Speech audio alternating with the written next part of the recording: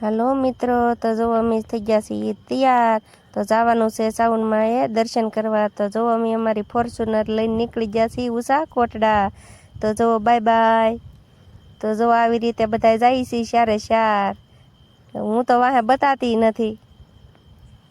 તો અમે કોટડા જતા હતા એટલે અમારે થઈ ગયું મોડું. તો જો પ્રસાદી ને એવું બધું બની ગયું, કારણ કે અમારા જેઠાણીની માનતા લઈને ગયેલા હતા એટલે અમારે જવાનું હતું. તો આ છે 52 ગજનો વાવઠો. તો આ વાવઠો માતાજીને ચડાવવાનો છે, કારણ કે એને માનતા હતી. એટલે જો વાવઠો તો બહુ જોરદાર છે. તો આવી ગયું છે સાઉન્ડમાંનું મંદિર. જો આવી રીતે સાઉન્ડમાંના દર્શન કરો બધાય. તો જો આ સાઉન્ડમાં અહીંયા બેઠેલા છે ને આ છે વાવઠો ચડાવવાનું મંદિરની માથે આ જગ્યા બધી. આ મંદિર છે, જો આવી રીતના સાઉન્ડમાંનું મંદિર છે, બહુ જોરદાર છે. તો જો આ વાવઠો બધા ચડાવવા ગયા છે. તો પછી વાવઠો ચડાવી દીધો એટલે અમે આવી ગયા નીચે દર્શન કરવા.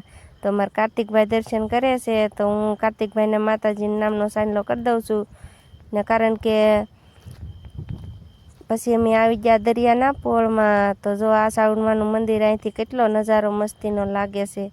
તો આ વેળ આવી ગયેલી છે, કારણ કે હેઠે તો બધે પાણી હતું દરિયાનું. પછી અમે આવી રીતે જો પાળ ઉપર બેઠા હતા અને પછી અમે ઉતાર્યો વિડીયો. તો વિડીયો ઉતારીને આવી ગયા અમે પાણીપુરી ખાવા. તો પાણીપુરીની તો બાકા ઝીકી જ બોલાવી દીધી, કારણ કે પાણીપુરી ખાધા વિના તો ગમે ના જાય પણ આવીએ જ નહીં ઘરે. પાણીપુરી તો સ્પેશિયલ ખાવી જ પડે.